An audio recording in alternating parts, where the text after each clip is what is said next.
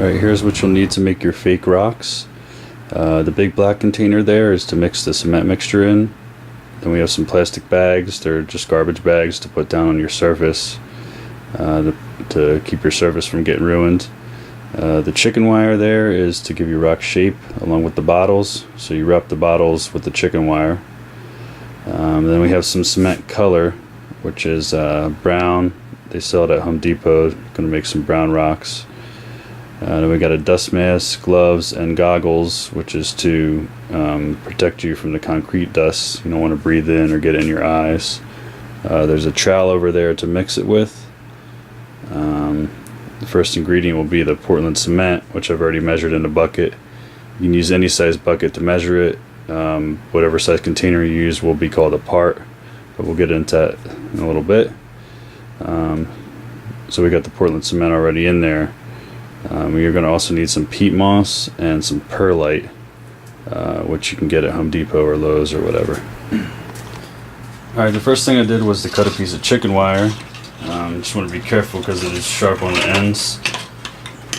You just want to take it and put whatever you're going to put inside of it. It could be anything, magazines or crumpled up paper or whatever. Just fold the wire around it in a basic shape. It doesn't have to look good right now.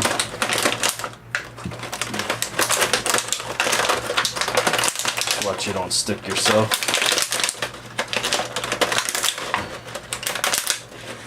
Just kind of bend it in so you don't have any pieces sticking out.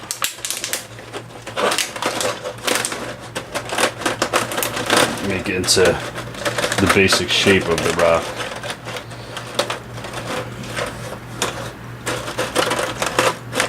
That's it for that. It's going to be slightly bigger than this when you're done because you're going to be packing the concrete mixture onto it. Alright, the next step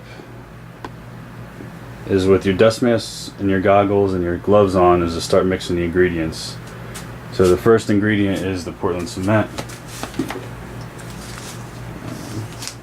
which is going to be 1 part. Put this in there. It's real dusty, so.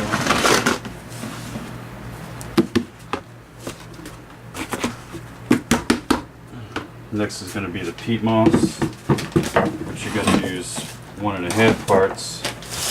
So 1.5 of these buckets. Then to give it a brown hue, I'm using the cement color here.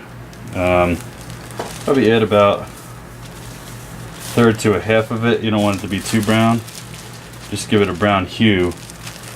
Otherwise, it'll look, like a flower pot if you add too much of it. So once that's all in, I'm just going to start mixing.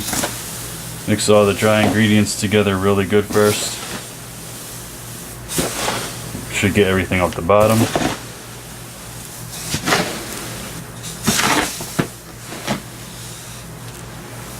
Kind of try and break up any little balls of peat moss here.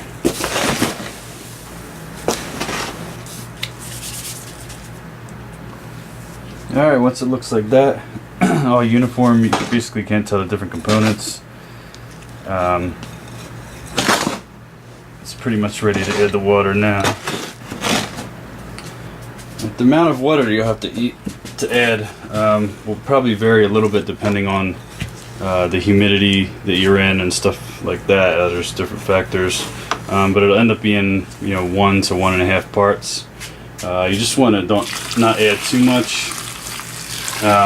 It's usually always 1 part, but probably start out by adding say 3/4 of the 1 part and then mix it up. You want to get it to the consistency of wet mud. But you don't want it too wet because you want it to stay in place when you put it on the chicken wire. Dry stuff's going to stick on the bottom. So we probably add a little bit more water here. It's not quite right. It's a little dry still, so I'm going to add a little bit more water. Alright, so I add a little bit more here. Not too much because it's already kind of wet. You don't want to overshoot. I say that's about good. Be able to get it, squeeze it, so it looks a little wet.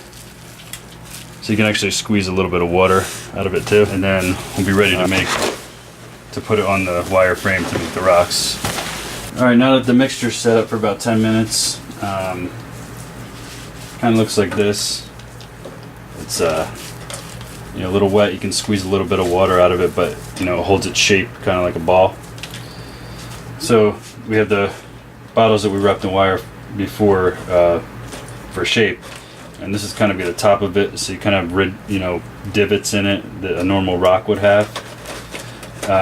We'll start on the bottom first because you want to get a good coat on the bottom, just to make it more stable. So just take a whole bunch, rub it and press it on to the bottom here.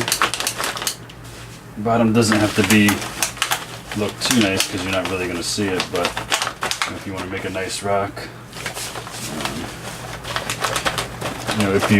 once you turn this over, the bottom's obviously going to be flat because you're going to put it on the plastic here. But if you want to have a nice rock that doesn't have a flat bottom that looks just like a rock, in other words, if you're not going to put it the one side on the ground, or you want to have it to be round on all sides, then make the bottom first, shape the bottom like this, and then let this dry for 24 hours first, and then turn it over and do the other side. But I'm not worried about what the bottom's going to look like right now, so I'm just going to make a bottom first, flip it over, and then start packing it on the top here. Just grab a whole big handful and mash. Once you got it covered good, you want to squeeze it with your hands on the opposite side to compact it all down, and then kind of push underneath of it like that to round the bottom of it, sort of tuck it under. That way, if you're going to make a border, you won't, it'll look round on the bottom, just won't go flat into the ground. So that's basic shape. And then to make it look real, kind of press a divot into it like that, and then smooth it out.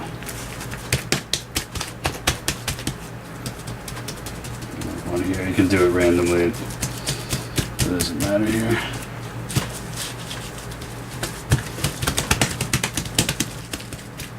You just don't want it to be perfectly round because the real rocks aren't round. You kind of punch it in like that.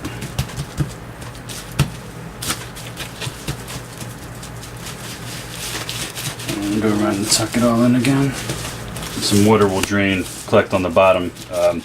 It's kind of like as gravity pulls it down, so it's okay.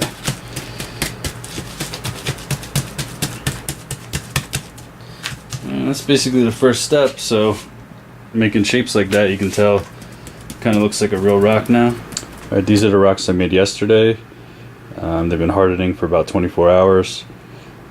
So the next step will be to brush them off, smooth them out a little bit, and then bring them outside and squirt them off with the hose. Right, so you can take a scrub brush and it's hard enough to scrub it off. Try to use your hands too. It takes off all the extra like loose pieces of vermiculite and stuff on top. Smooth it out. Make sure you get it all the way around. It's probably good. Alright, if you lift it up, see the bottom's flat here. If you're going to use it as a border around the bed, it doesn't really matter what the bottom looks like. So if you're more interested in the whole rock being round, then first cover the top with the chicken wire, cover with the chicken wire with the cement, let that dry, and then you could turn it over and put it on the other side, and you'll hold the shape on the bottom. But for what I'm going to use it for, it's fine like this.